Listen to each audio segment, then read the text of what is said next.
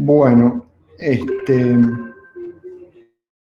vamos a comenzar, esperen un segundo.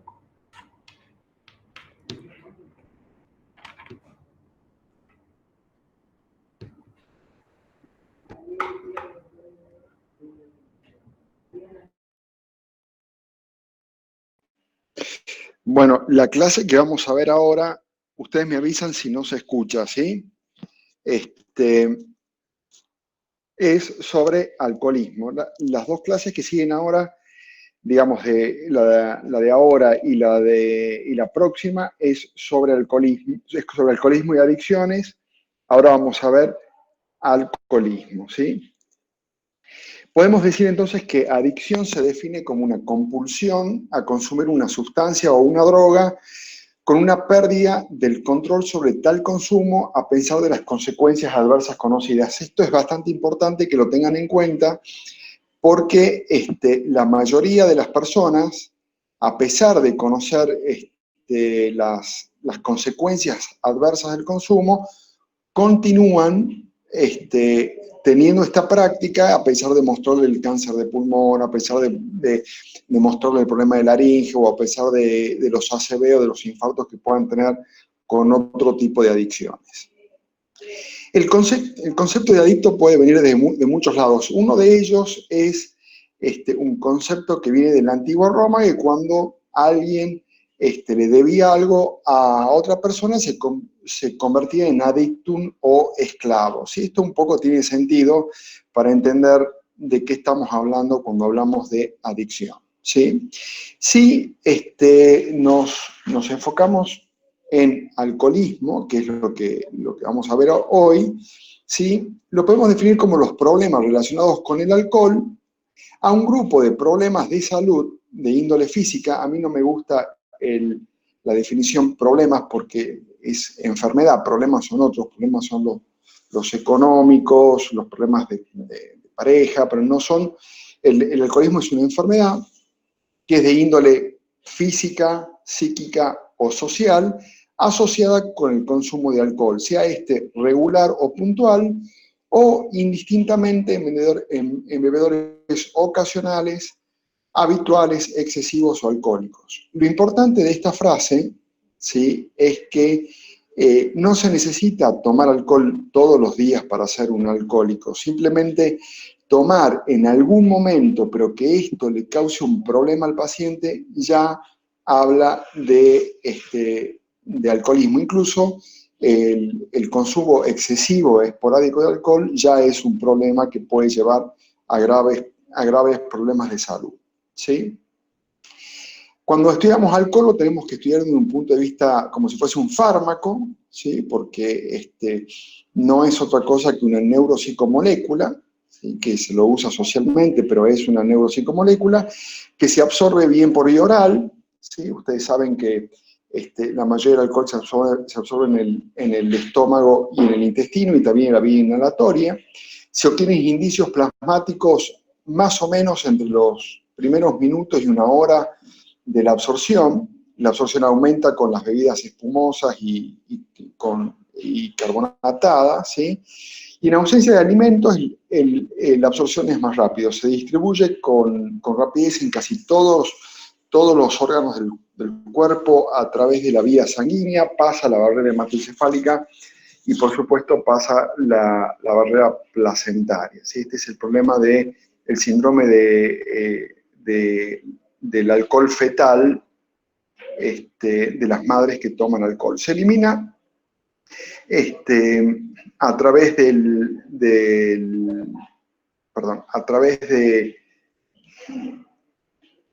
hígado. Esperen un segundo, ahí está. A través del hígado, ¿sí?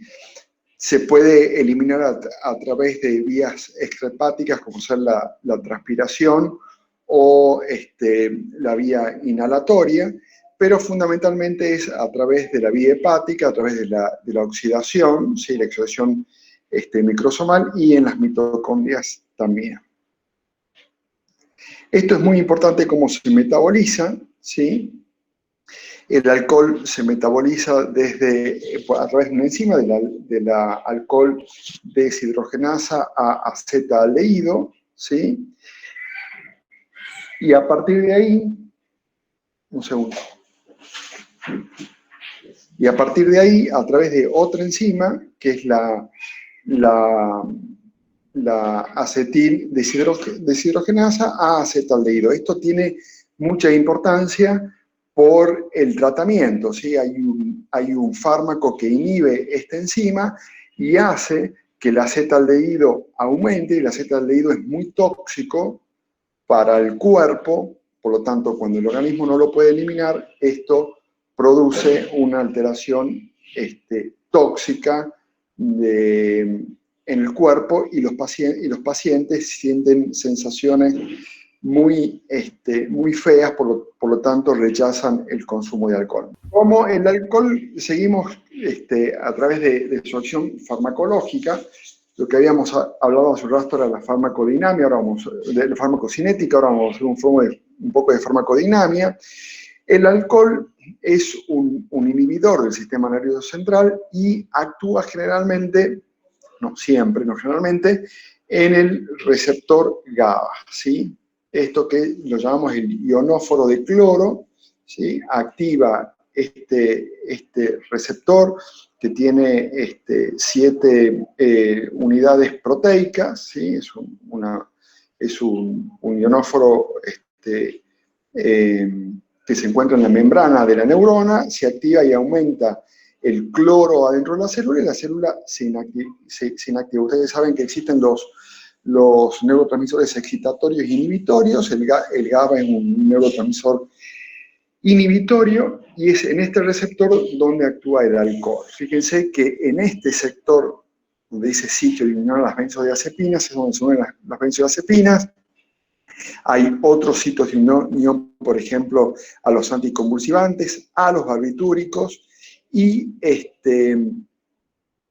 en el mismo receptor donde actúa el alcohol. Por eso, cuando se usan el alcohol con benzodiazepinas, produce una sinergia de activación del ionóforo de cloro, y la célula, las neuronas se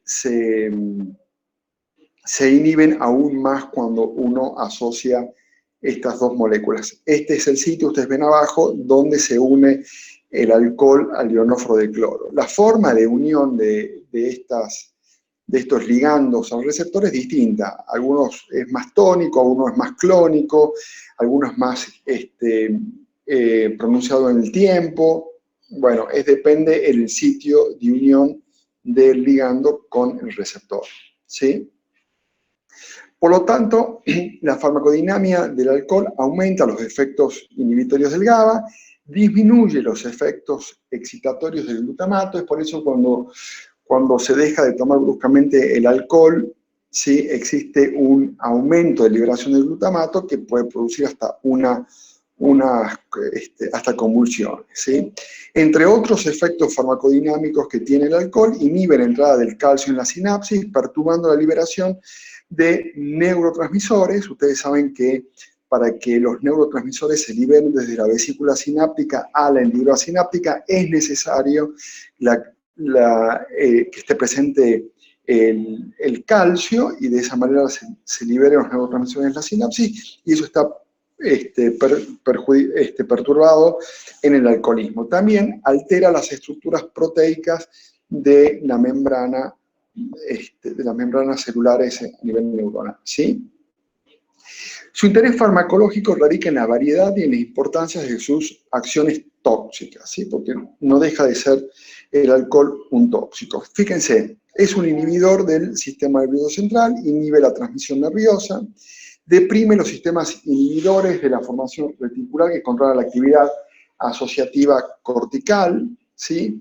Hay desinhibición de los centros inferiores por liberación cortical. No se olviden que la corteza se va inhibiendo. Esto es de la siguiente manera. Ustedes saben que evolutivamente los sectores más sensibles a los tóxicos, a las noxas, son las regiones cerebrales que en la evolución se han formado al último, vale decir, el lóbulo frontal, las regiones más refinadas de nuestro sistema nervioso, donde se genera la conducta y el comportamiento, son aquellas regiones más sensibles a los tóxicos y a las noxas, ¿sí?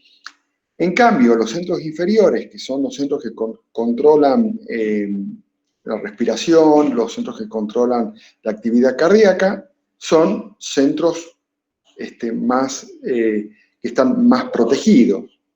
Es por eso que lo primero que se afecta es la región cortical, se produce una inhibición de esa región y los centros inferiores se empiezan a liberar porque dejan de tener el control de los centros más superiores, los centros que nos hacen ser más humanos y menos animales, un comportamiento más social y menos antisocial, ¿sí? Es por eso que la gente utiliza mucho el alcohol para ir a bailar, para acercarse al sexo opuesto, para acercarse a una pareja, porque están más inhibidos los centros que controlan más la cuestión social, ¿sí?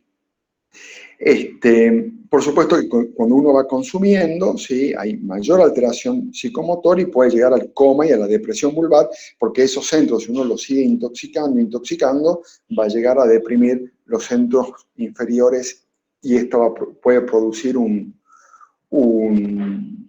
una depresión del centro respiratorio y la muerte, ¿sí? Y produce alteraciones en el sueño. El hecho de que hay gente que dice, bueno, yo me tomo un whisky para ir a dormir, o me tomo un vinito para ir a dormir y duermo mucho mejor, es realmente algo que no es tan así. En realidad induce al sueño, pero la calidad del sueño que el alcohol es malísima. El sueño tiene una arquitectura, el sueño es, para que ustedes tengan presente, es una función fisiológica, es como la función cardíaca, la función renal, como el ciclo cardíaco, el ciclo de la función cardíaca. El sueño tiene una función, es una función fisiológica, es necesario para la vida, es necesario para la inmunidad, es necesario para el procesamiento del pensamiento, para la consolidación de la memoria, y tiene una arquitectura. Si ustedes se ponen en internet de arquitectura del sueño, van a ver que la arquitectura del sueño en el niño es de una forma, en el adulto es de otra forma, ¿sí? En el anciano es de otra forma, y eso tiene un porqué, ¿sí? En los sueños en los que uno sueña se recupera todo el trabajo intelectual, y en el sueño en el cual uno no sueña se recupera todo el cansancio físico. Cualquiera de esas etapas del sueño que esté distorsionada, uno al día siguiente siente alguna repercusión por no haber dormido bien o haber tenido algún tipo de disrupción en esa arquitectura del sueño. ¿Qué produce el alcohol? El alcohol produce una alteración del sueño. Fíjense ustedes que si muchos de ustedes han tenido experiencia en tomar mucha cantidad de alcohol, pueden haber dormido mucho, pero al día siguiente sienten como que no han descansado o como que el cuerpo sigue todavía afectado. Y es porque el organismo no se ha podido recuperar bien a pesar de una mayor cantidad de horas de sueño. Independientemente que el alcohol puede reducir la cantidad de horas del sueño, pero sí inducir al sueño. Bueno, también produce alteraciones metabólicas como aumento de los triglicéridos, aumento de la colesterolemia, disminuye la tasa de aminoácidos aromáticos, aumenta la glucemia, y si hay poco glucógeno, situación de desnutrición, por ejemplo, se inhibe la gluconeogénesis y se produce una hipoglucemia. Esto es muy frecuente ver hipoglucemia en alcohólicos o en intoxicación aguda de alcohol. Sobre el aparato digestivo, bueno, es muy conocido que disminuye la actividad péptica, aumenta la producción de ácido clorhídrico, el reflujo gastroesofágico, las gastritis agudas y crónicas y los síndromes diarreicos y de mala absorción, que ya les voy adelantando y ya sabrán que va a producir anemia, ¿sí? La anemia alcohólica, ¿sí? Bueno, las complicaciones hepáticas, la estatosis hepática, la hepatitis alcohólica y la cirrosis alcohólica, y las pancreatitis agudas, generalmente por por alteraciones de la ampolla de Vater que produce el alcohol y pancreatitis crónica, ¿sí? Produce efectos cardiovasculares, alteraciones del ritmo, extracítores, taquicardias, miocardiopatías dilatadas, arteriosclerosis, más que todo asociada con tabaquismo, hipertensión arterial, ictus y alteraciones del ritmo. Generalmente estas alteraciones del ritmo es cuando es muy frecuente verlas cuando se asocian con cocaína. La cocaína y el alcohol son dos tóxicos que generalmente la gente, los adictos suelen asociar. Forman un metabolito muy tóxico que es el coquetileno. El coquetileno es muy arritmógeno, ¿sí? Puede producir arritmias que pueden llegar hasta la muerte.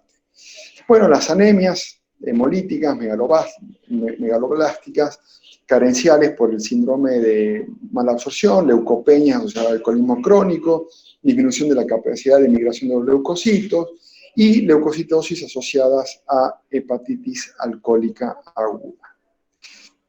Alteraciones hormonales también, ¿sí? Alteraciones de la diuresis, disminución de la secreción de la oxitocina, pudiendo algunas veces retrasar un parto a término, ¿sí? Bueno, hipertensión arterial por alteraciones del eje suprarrenal, con alteración de metabolismo hepático. Ahora vamos a la parte psiquiátrica. La parte psiquiátrica va a tener los trastornos producidos por consumo agudo de alcohol, como la intoxicación aguda de alcohol, la intoxicación idiosincrática, el síndrome de abstinencia alcohólica y el delirium tremens, ¿sí? La intoxicación aguda va a depender de la cantidad de alcohol ingerido, ¿sí? Del grado de nutrición, de la idiosincrasia personal, o sea, de lo que cada uno, cómo cada uno reacciona el alcohol. Se ha tomado otros tóxicos, ¿sí? Por ejemplo la cocaína, del estado clínico del paciente, si son pacientes con otras intercurrencias clínicas, ¿sí? Y se ha bebido bebidas estimulantes, ¿sí?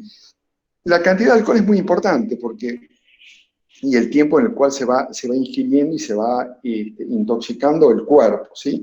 Y si ha bebido bebidas estimulantes, esto es muy importante porque el Red Bull, todos estos estimulantes, lo que producen no son bebidas malas, tienen un exceso de cafeína, pero lo que produce es disminuir los stop fisiológicos que tiene el cuerpo, que va diciendo, bueno, deja de tomar porque te estás intoxicando. Por ejemplo, el sueño, la falta de actividad. Entonces, al disminuir esos signos de alarmas o esos semáforos en rojo que tiene el organismo, uno sigue tomando y el organismo se va intoxicando cada vez más, que puede llegar a intoxicaciones cada vez más graves. Por eso vemos intoxicaciones más graves, porque se usan mucho las bebidas estimulantes, ¿sí?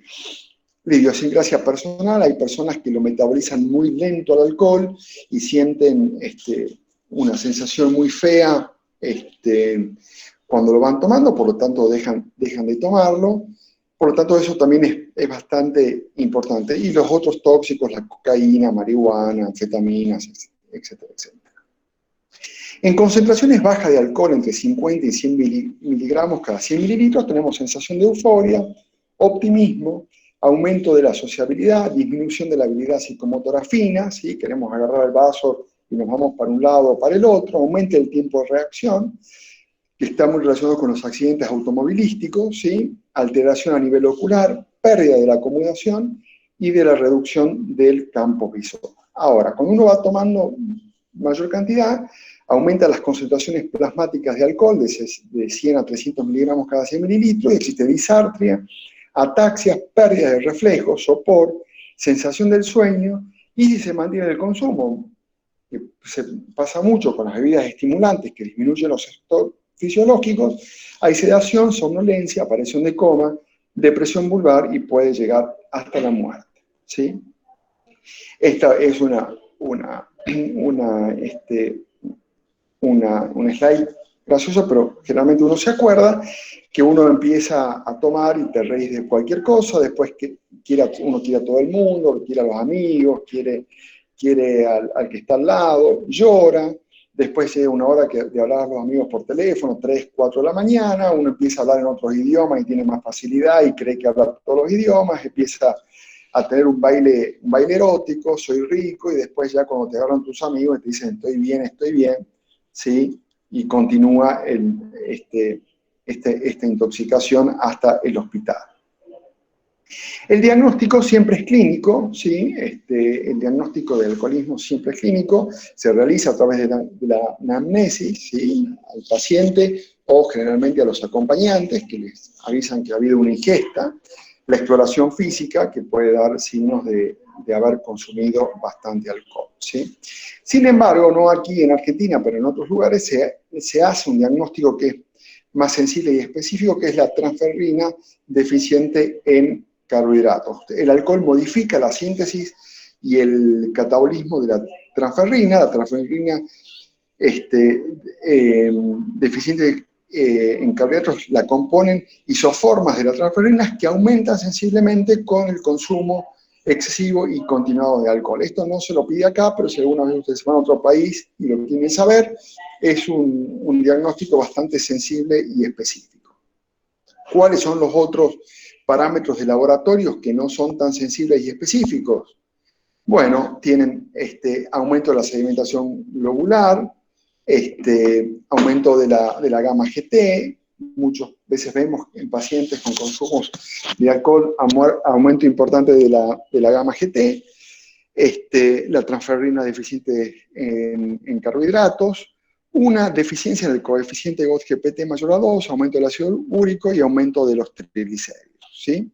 Pero recuerden siempre que el diagnóstico es clínico. ¿Cuál es la conducta que como médicos tenemos que tomar ante una intoxicación aguda? ¿Sí? Ante un sujeto que está estupuroso, con convulsiones o agitación extrema, tenemos que descartar una encefalopatía hepática, una cetoacidosis o una hipoglucemia, meningoencefalitis, estados positales, hematomas subdurales e intoxicaciones por otras sustancias, ¿sí? Si el paciente está alerta, tenemos que procurar un espacio relajado, tenemos que dar la tiamina, ¿sí? Es una vitamina fundamental para evitar la encefalopatía de Wernicke y la psicosis de Korsakoff. Se dan 100 miligramos intramuscular inicialmente y después 100 miligramos por vía oral durante 3 días. Si presenta ansiedad, 1 a 2 miligramos de lorazepam por vía oral, que pueden repetirse cada 4 o 6 horas. Si está agitado o presenta convulsiones, precisará mayor sedación, 10 miligramos de diazepam, y si el paciente está con alucinaciones o muy agresivo, se puede dar el haloperidol, que es un antipsicótico incisivo de alta potencia, ¿sí? Que se puede dar entre 2 y 10 miligramos, y repetir todo esto cada 4 o 6 horas si es preciso. Por supuesto, las benzodiazepinas ya lo vamos a ver después, hay que evitarse si el paciente se ha tomado en ese momento, si sigue muy intoxicado, porque puede producir esa sinergia y hay que esperar un poco que el alcohol se vaya metabolizando. Si el paciente está comatoso, debe tratarse siempre medio hospitalario, situar en paciente de cúbito lateral para prevenir la broncoaspiración y proteger la vía aérea, control frecuente y constante de hidroelectrolitos para una solución balanceada por vena, eso es bien importante, expansores plasmáticos y internación en unidades de cuidados intensivos, tiamina, siempre la tiamina, no se olviden, ¿sí? Como se sitúa en el paciente alerta, y solución glucosada para prevenir la hipoglucemia, pero nunca poner la glucosa antes de la tiamina porque puede precipitar, ¿sí? La glucosa tiene que ir después de la tiamina. Eso siempre tratenlo de hacer para que podamos tener una buena absorción de tiamina y prevenir el síndrome de Wernicke-Korsakoff, ¿sí? Esto es lo que yo les decía, hay que tratar de evitar las benzodiazepinas porque puede favorecer al coma. Y si el enfermo está muy agitado, es preferible manejarla con dosis bajas de haloperidol o otros neurolépticos, pero preferiblemente lo que van a encontrar en el hospital es el haloperidol. Después existe un tipo de intoxicación que es la idiosincrática, que es la borrachera patológica. Son pacientes que toman poco, suelen ser pacientes astémicos y por ahí son pacientes que tienen patologías del sistema nervioso central, ¿sí? Hay una gran amnesia, lo que llamamos amnesia nacular asociada. No son alcoholemias muy elevadas, son alcoholemias bajas, suelen ser pacientes que no toman en general y el tratamiento es sintomático. O sea, lo llamamos intoxicación idiosincrática o idiosincrásica o borrachera patológica, ¿sí? Otra cuestión aguda que puede estar asociada al consumo de alcohol es la abstinencia alcohólica, que aparece cuando el paciente deja de consumir el alcohol que lo venía consumiendo durante mucho tiempo. Consta de muchos síntomas que pueden llegar a distintos grados de gravedad. Puede aparecer entre 8 y 24 horas de la última ingesta, a veces más en los cuadros graves, que pueden aparecer cuadros de delirium tremens, que pueden llegar a aparecer entre las 24 72 horas y a veces más, hasta los 10 días. La duración puede durar hasta 2 semanas. Y como les decía, estos cuadros de intoxicación, de abstinencia, pueden aparecer hasta 10 días posteriores al ceso de consumo. Los cuadros de abstinencia pueden presentarse desde ansiedad hasta las crisis convulsivas tónico-clónicas generalizadas, con temblor, insomnios, pesadillas, molestias gastrointestinales, vómitos, sudoración, irritabilidad, taquicardia, hipertensión sistólica y la alucinosis, y como les decía recién, hasta llegar a las crisis convulsivas. ¿Sí? Esto mucho tiene que ver la catarata de glutamato que tienen los pacientes, porque nosotros con el alcohol inhibimos la célula, ¿sí? Y hay una desregulación del balance, de la expresividad de los receptores. ¿Sí? Sí, hay una downregulation de algunos receptores y una upregulation de los receptores excitatorios, y ahí se produce la convulsión. ¿Sí? ¿Cómo se trata el síndrome de abstinencia alcohólica? Bueno, con tiamina, de nuevo, siempre tiamina para evitar la psicosis de Wernicke-Korsakoff, de carga intramuscular, ¿sí? 100 miligramos durante 3 días, después lo pasamos a vía oral hasta completar los 10 días. Se pueden agregar ácido fólico, 1 miligramo día, multivitaminas, vitaminas B6, B12, vitamina C, diazepam o lorazepam, ¿sí? por vena, el diazepam intramuscular tiene una absorción errática, nunca hay que darlo por vía intramuscular, siempre hay que darlo por vena, en goteo, por supuesto, y el lorazepam también por vena, en goteo, y una hidratación adecuada. Con eso vamos a prevenir que el paciente tenga el síndrome de abstinencia y con las vitaminas la aparición de la encefalopatía de Wernicke-Korsakoff, que es bastante severa, ¿sí? La complicación más severa de la abstinencia alcohólica es el delirium tremens. Son pacientes en abstinencia con una historia muy larga de consumo de alcohol durante muchos años. Se produce un cuadro confusional, una psicosis confusional, un cuadro confusional. Los cuadros confusionales, en general, el delirium tremens y otros cuadros confusionales, ustedes los van a ver, los que no hagan psiquiatría, por supuesto, los van a ver. Por ejemplo, es el típico paciente que sale de una anestesia y va a la terapia y está con un cuadro confusional post-anestesia. En los cuadros de intoxicaciones por cualquier tipo de cosa puede haber cuadros confusionales, con delirios, alucinaciones, con alteración del campo de la conciencia, ¿sí? Tiene características de ser fluctuantes, también a la media hora están mal.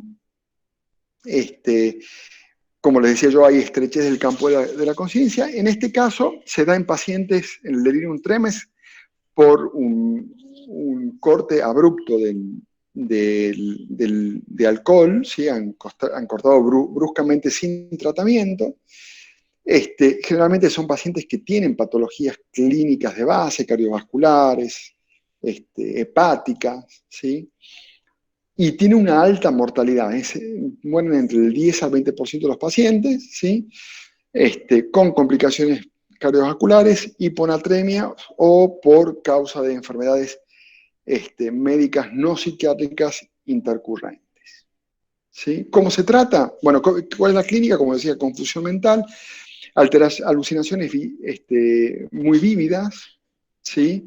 Microzoopsias, ven como bichos se meten bajo de la piel, y un marcado temblor. Y el delirio ocupacional, ¿sí? Acá les pongo bien, delirio ocupacional, agitación, agresividad, inversión del ciclo sueño-vigilia, hiperactivación del sistema autonómico, ¿sí? Hay hipertermia, taquicardia y sudoración profusa.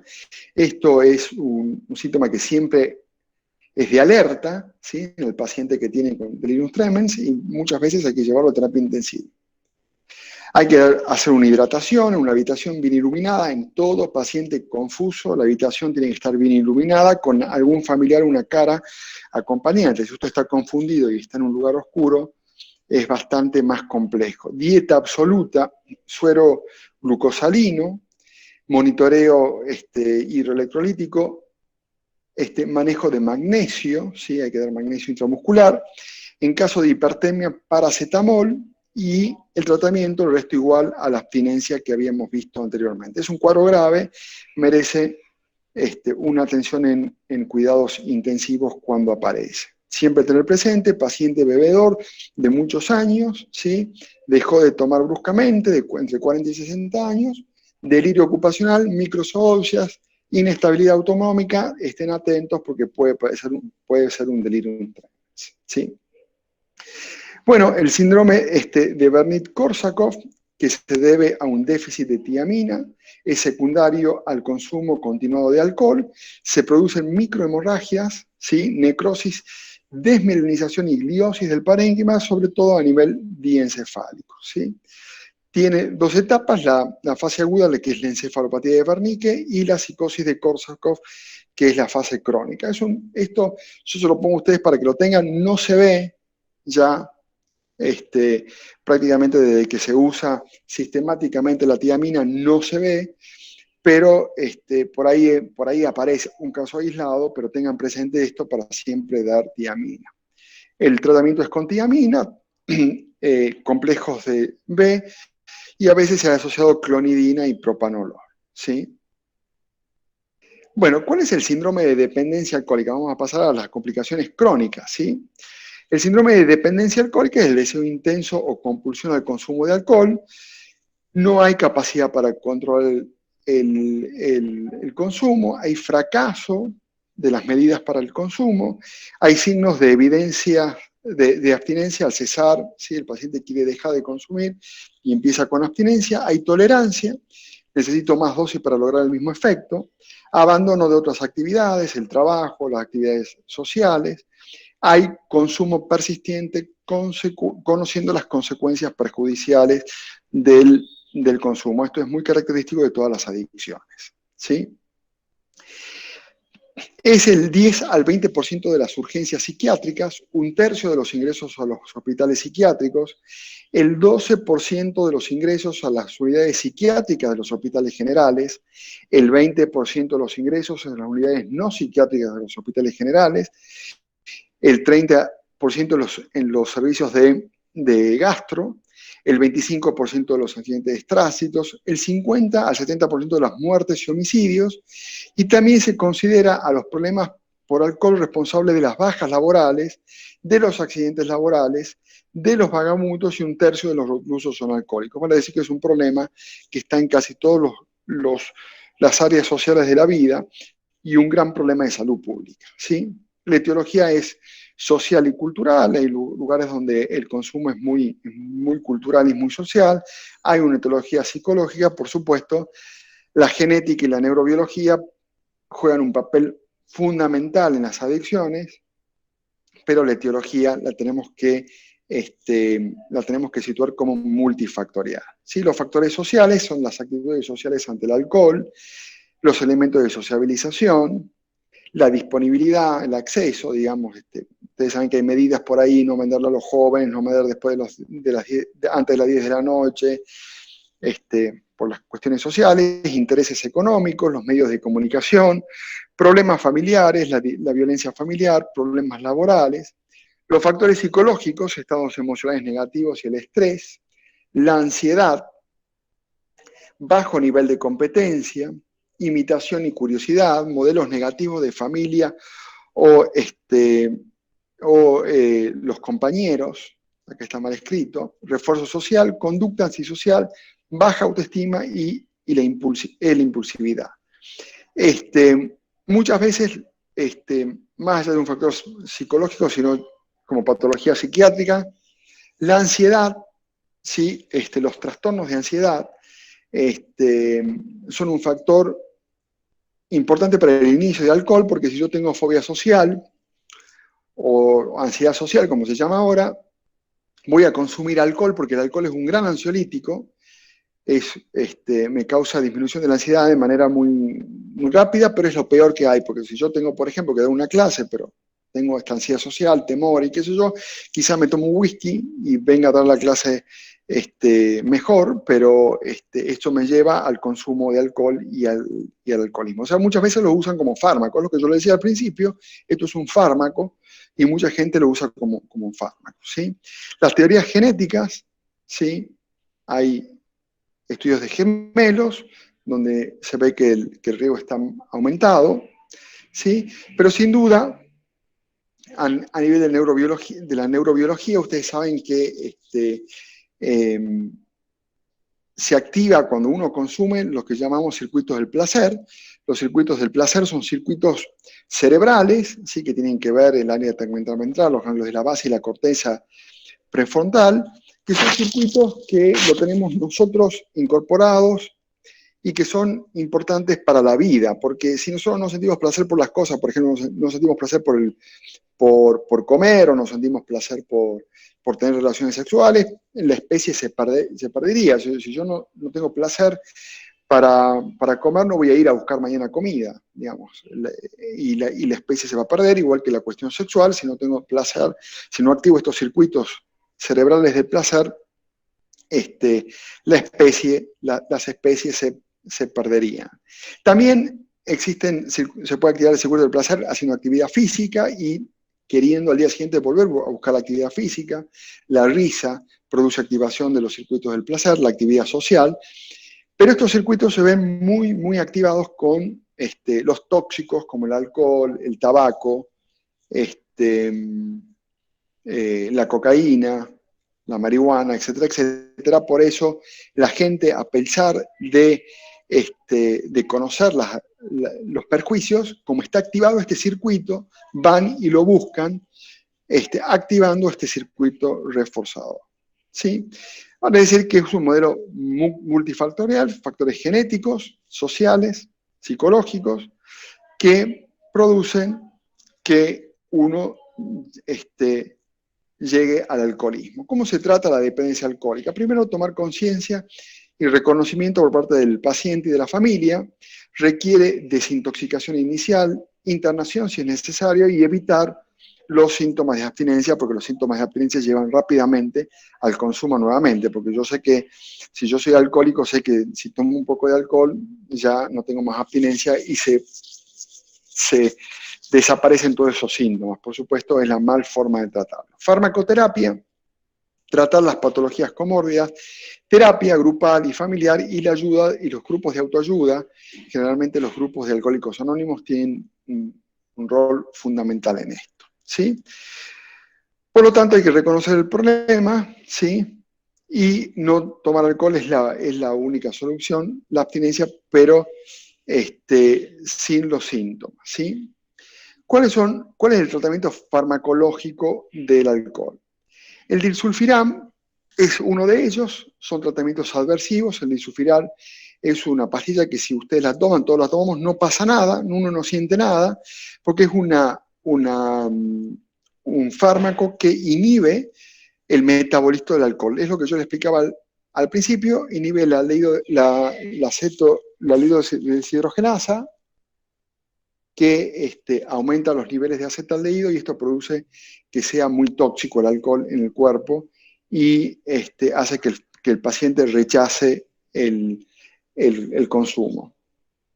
Otros fármacos que son los fármacos anticompulsión o el deseo del bebé, el craving, los anti-craving, que es la naltrexona, que se da 50 miligramos por día, es el acamprosato, que ya no lo conseguimos en Argentina, la carbamazepina, que es un anticonvulsivante, y los inhibidores selectivos de la recaptura de serotonina, como los IRS. ¿sí? Acá se los pongo bien. El disulfiram, que inhibe la deshidrogenasa, ¿sí? En caso de reacción grave, porque el paciente tome alcohol, ¿sí? Muchas veces hay una gran, una gran cantidad de síntomas, taquicardia, hipertensión, hay que hospitalizarlo al paciente y hay que hacer control hepático cada 14 días. El acamprosato, bueno, ya no está, su mecanismo de acción es un antagonista GABA y un agonista GABA y un antagonista NMDA, es bien tolerado en general, lo único que nos producía cuando le dábamos a los pacientes era un poco de diarrea, a veces, no siempre.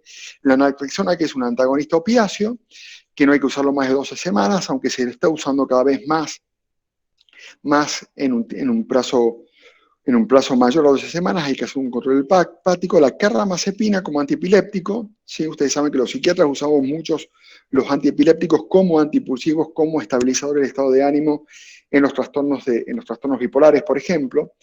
Y la fluoxetina, que es un IRS, y acá le doy una pregunta de examen: ¿cuáles son los síntomas más frecuentes de los IRS? Los síntomas gástricos y las alteraciones sexuales, que no lo saben contestar nunca, pero estos son los dos efectos adversos más importantes de los IRS. Es una pregunta que siempre hago en el examen, pero casi nadie se la acuerda.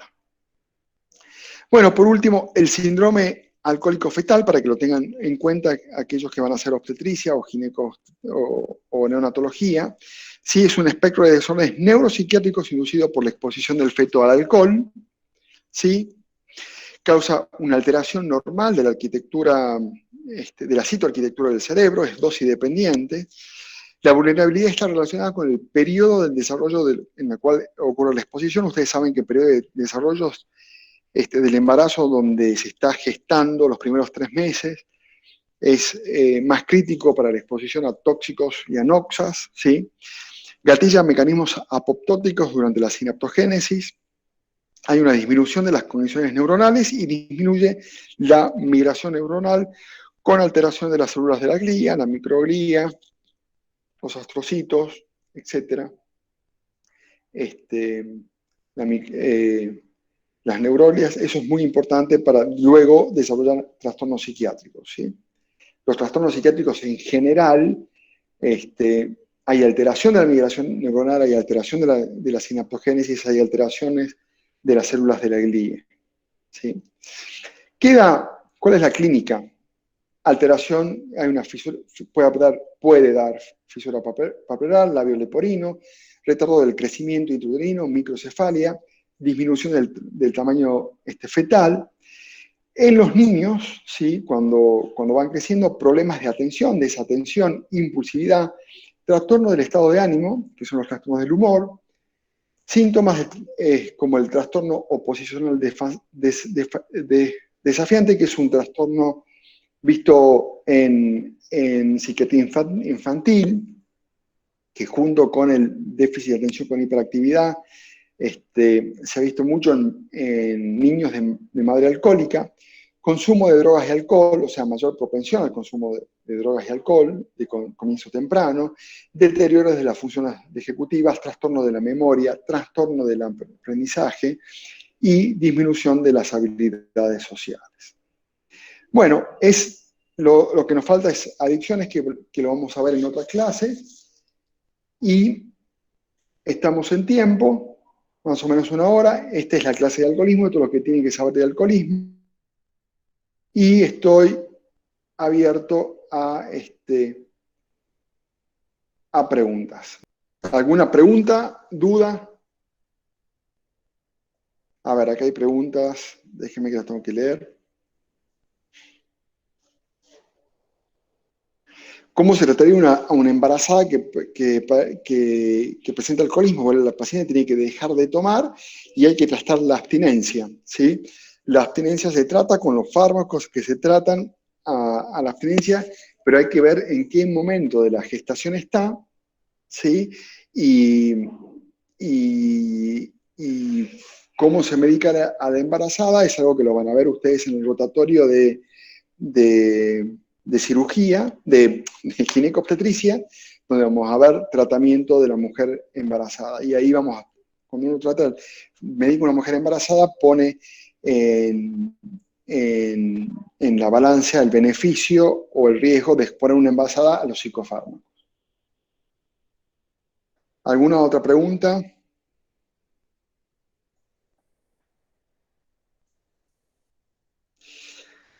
Doctor, los síntomas varían mucho entre personas jóvenes y adultos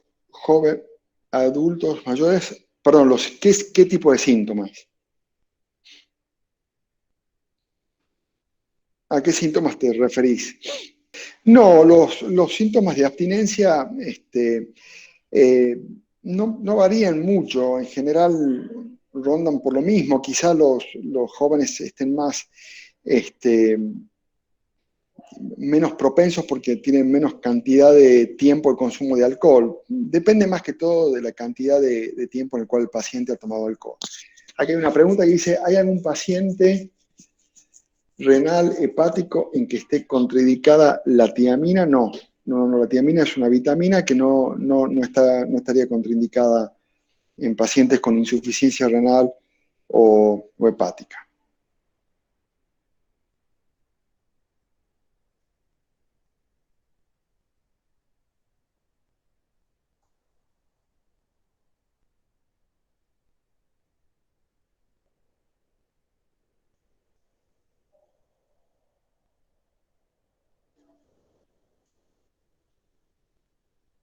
Bueno, vamos a esperar a ver si alguien más tiene alguna pregunta. Bueno, si no hay más preguntas, espero que hayan entendido toda la clase y cualquier cosita me están consultando, me mandan un mail a la página, a la página de la cátedra y bueno, yo creo que esta es la última clase que tienen este, y ya entran en vacaciones, así que estaríamos viéndonos con adicciones en en la próxima clase. Bueno, que tengan buen fin de semana, buenas vacaciones.